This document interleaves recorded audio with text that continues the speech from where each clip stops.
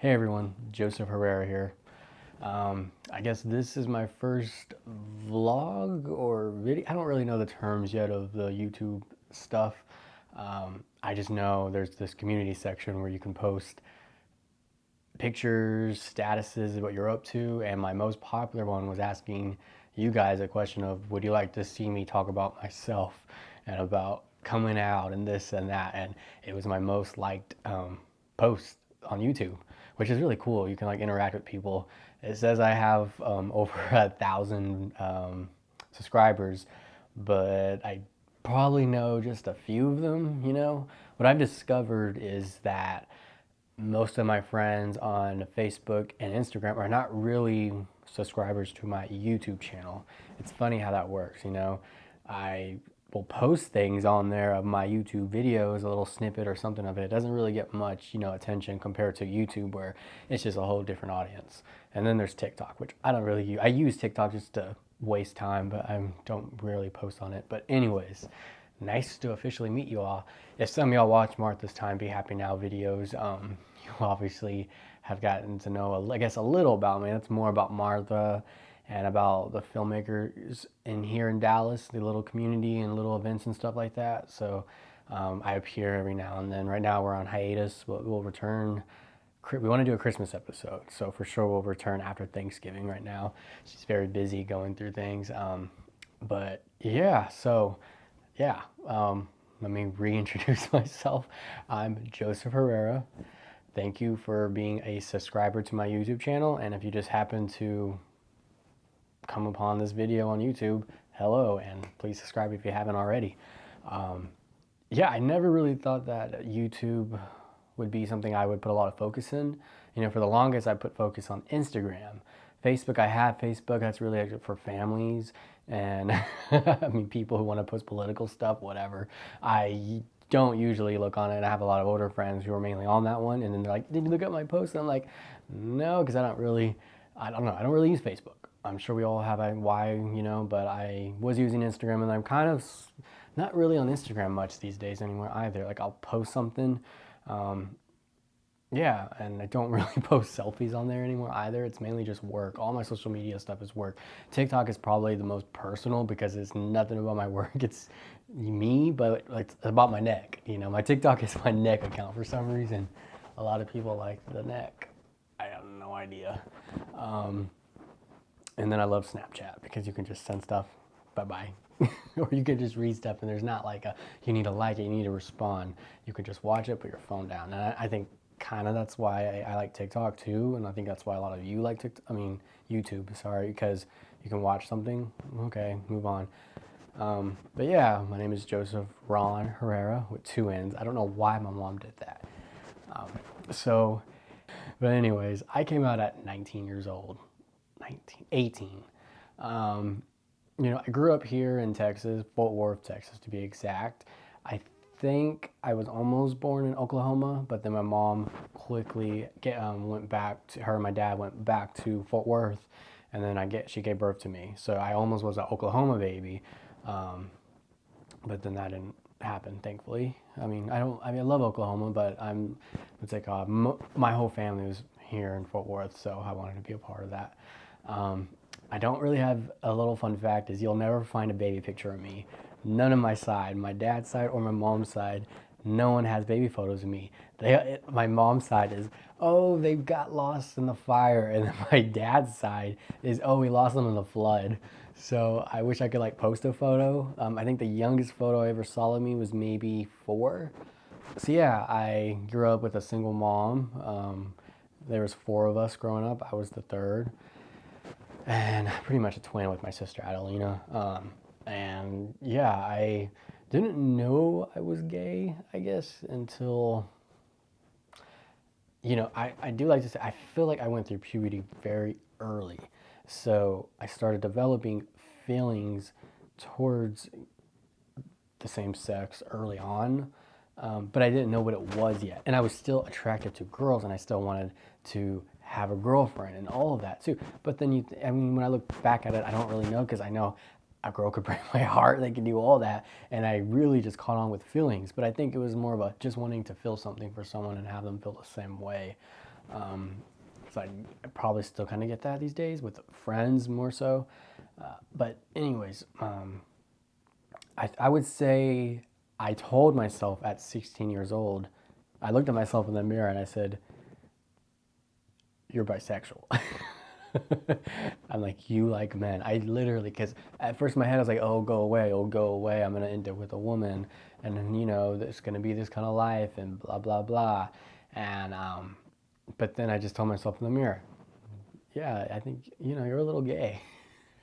So I'm like, okay, that's your first step. And the first person I slowly kind of like was myself with was my sister, Ladalina. I just would talk to her a certain way. I would tell her certain phrases. I would talk about guys, this and that. And she never really picked it up because she still thought I was straight because, I don't know, my whole family was very surprised. But I don't have a really long, sad story, luckily. By the time I came out, I was already out of the house at 16, 17. And I was kind of already having a life of my own at that point, trying to build a life of my own very early. And so my first story of coming out was I moved. I was living with my sister, but then as I slowly was like figuring out things in life and being an adult and bills and this, it was scary because here I am. I believe I was 16 or 17. I cannot remember right now. This was over a decade ago. Wow. The year was 2014. Yeah, 2014, where actually, I was on my own before that in 2012 while I was still in school, but that's another story for another time. During that time, I slowly just worked, so I didn't really get to focus on my sexuality or anything like that. It was just trying to live because I was like, whoa, I'm on my own as a teenager. I gotta work, work, work, work, work. And it's funny because, God, anyways. But then fast forward to, my sister and I just decided to be on our own as, we chose to. And I started working at a yoga studio. That was my first, like, just really interacting with adults. Before that, I didn't. It was just me. So yeah, I worked at the yoga studio, and then I met I would say probably my first ever true friend, Elizabeth. She was one of the instructors there. She also cleaned teeth. So she just did yoga on the side. Really, she just did it for her health, and she taught it and went to school. And I just looked up to her. I looked up to a lot of people at that studio, health-wise, and just it was a lot of good, wealthy people who went there, and then people who just had their shit together, And then there were the college kids too, which I made a lot of friends of those there, working there. But she was I would say, I met a few friends, but she was someone who I just got really close to. And she knew I wanted to be in film. And she cleaned this lady's teeth named Anne. And she told me, she's like, wait a minute, I clean this lady's teeth and she does film for some reason. She gave me one of her movies. I should tell her about you. And I'm like, oh, please. And she lived in Arlington, Texas. So she connected us two, and I went driving all the way to her, and I became her assistant. And she taught me a lot. She was my first film industry person who got me in. And I met the first few people, in Detour. There's the old man Tom, who was played by younger Richard Curtin. D. Curtin, and he's done a lot of stuff in the film business, and he is a part of the LGBTQ plus community. So he was the first person I actually worked with who was, a gay open person in the community. And yeah, and I remember on the first set I ever worked on, I was, her assistant, and he just looked at me. He's like, "Are you gay?" And I'm like, "And obviously I am, but at 2014 I was not out yet." And I looked, and everyone's looking at me, and I'm thinking, "No." And he's like, "You should be." And every time I see him, I always bring it up because one, it's like, you should have done that to me because you knew I wasn't out. And then it's kind of put me on the spot, and just is like, and now I look back now and I'm thinking, bitch, why did you just say you're gay? But at the time, of course, you're too insecure. You're not thinking about the future or how to look back on that. And I know he meant no harm about it, but it's just something I can laugh at now. But at the time, in those 5 seconds was because everyone, I'm sure, knew, but I thought they didn't. And anyways, so through Anne, I met some people, and then she told me to go to this film event that she couldn't go to because, you know, she's disabled and she doesn't, you know, stay out or do anything. She's in bed by 8. But she wanted me to go as her invitation, and there I was like a blind date, and then that led to another blind date with somebody. Anyways, it led me to the first person, guy I ever dated, and I would say first love. So here I am, 18 years old, and this man is 47. Keep in mind, he did not look 47. He looked like between 34 to 37, but he was 47. So that's a 30-year age difference, pretty much. And so, but I did not see age. I saw this as someone who I was just attracted to, and then obviously he was attracted to me. And of course, there's the flirtations, all of this. And this is my first time of doing any of this with the other, like, I mean, the same sex.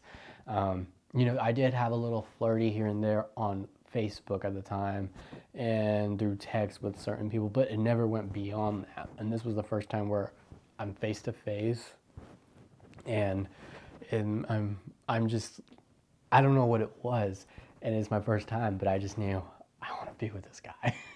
And obviously, I guess he felt the same way, and quickly we just like attached ourselves together.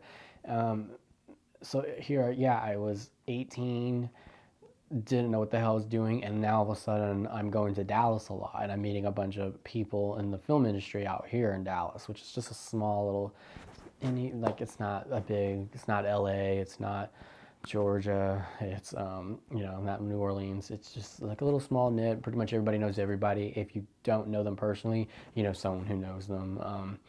But I was starting to meet those people. But of course, at that time, no one is respecting me. No one, and I'm just like this guy's side piece. And a lot of people, for some reason, think, oh, because I was dating this person or this person, that's how I got into it. It's like, no, actually, I got into it from my mentor, Ann Gibson.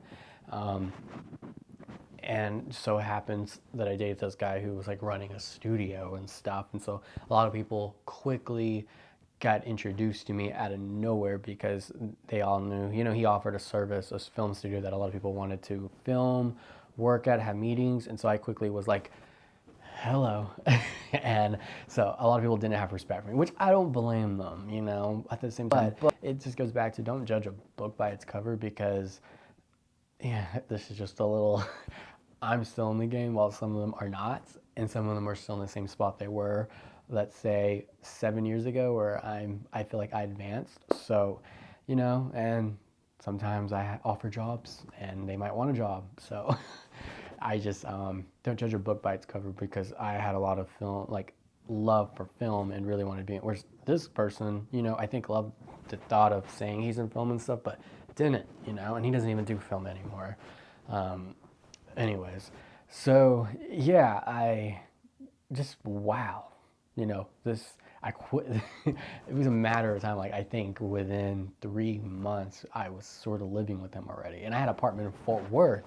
And keep in mind, Fort Worth and Dallas are just, it's a Dallas-Fort Worth thing where they're just two different worlds, you know. I feel like Fort Worth is more conservative, more quiet, slower, which to me, I'm a Fort Worth boy, guy, whatever. I'm past 25, I don't like saying boy anymore. And yeah, I still, my first choice is Fort Worth, but most of my work and most of my friends now are Dallas. So I live in Dallas now, but if I had a choice and I could have everything in one place, it would be Fort Worth. So anyways, yeah, so wow, that was just, it was, everything was so fast. I was meeting so many people, a lot of making new connections, and at the same time, I'm like all about this guy, which that was the unhealthy part, but it's my first time ever truly being in a real relationship, and it wasn't the healthiest, you know.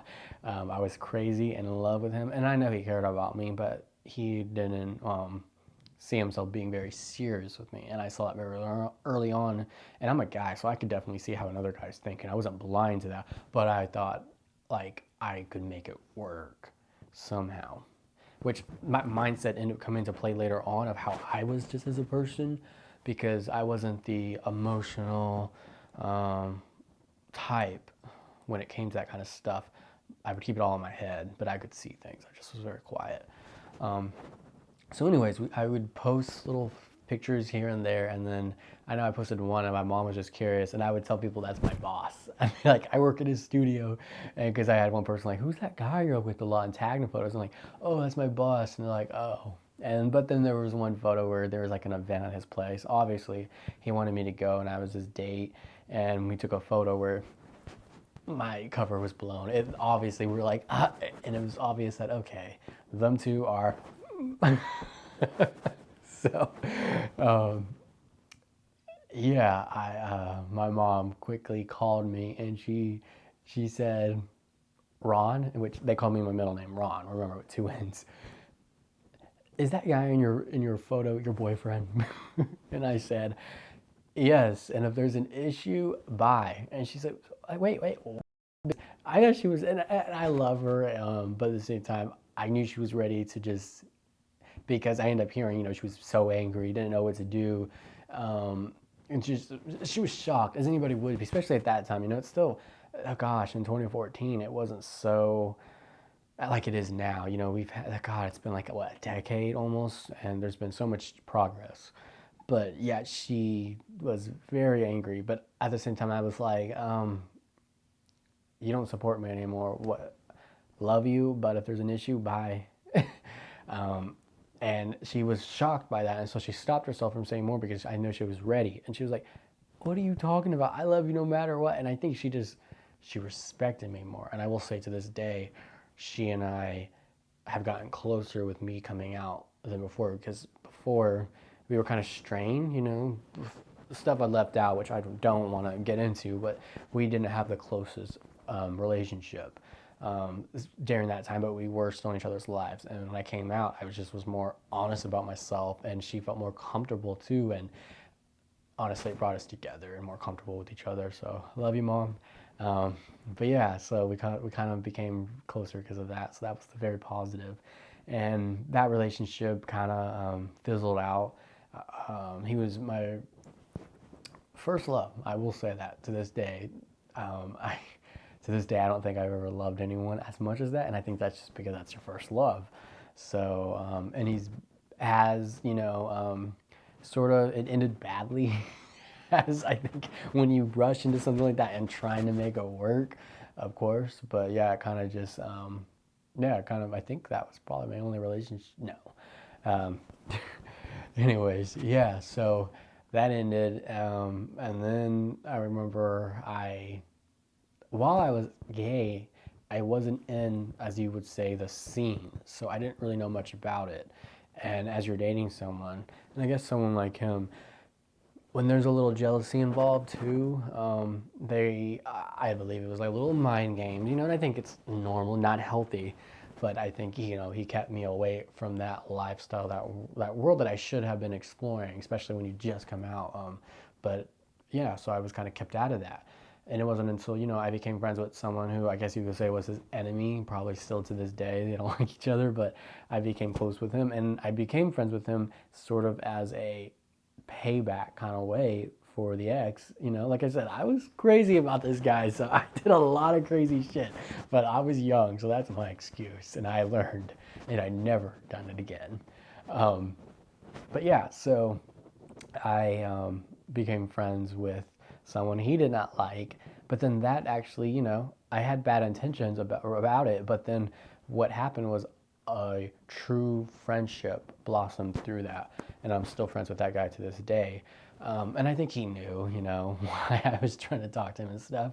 But yeah, but then through him, I met someone else who I was living through him in the beginning as behind, like, oh, this is the gay world, wow, this and that. And it wasn't until he kind of brought someone else in our lives who I ended up dating, but then that relationship also was crap. Wasn't even a relationship. But what that 2 months did for me was it pushed me into the gay world, as you would say, seeing what it's about. And I was able to now live in that world as me and meet all these people and go to, like, the gay street, the gay clubs, meet a bunch of gay people, have a good time as Joseph, not as with so-and-so. So that was the positive that came out of that. Yeah, so I didn't really have a, sad or hard coming out story, I feel like just life before that was hard, but it had nothing to do with being gay. Um, and yeah, so that was my story of coming out. It was, I think because honestly, I loved my family, but at the same time, I knew what I was capable of doing. And so I think some people sometimes have it hard because they want the love and they want, that security through their family. And when they're afraid they're not going to get it, they will, back down, they will cry, they'll do anything because they want that. And everybody wants to feel something. And I have no judgment here. But I think for me in that moment, I think I knew very early on, especially at that time, it was me and my sister. It was like, it's us against the world. So I just was, I think, at that place, kind of in a dark place, but it kind of was just like, I don't give a fuck. I don't give a. If you don't like me, boo hoo, this is me, take it or leave it. And luckily, my family showed me that they loved me, so we're still close. Yeah, so that's my coming out story. Hopefully I didn't bore y'all to death. This is very hard. I get very nervous. I could start sweating. But yeah, I will try to do more of these if this gets enough views and y'all want to see more. Thank you for watching. If you haven't, subscribe. Thank you.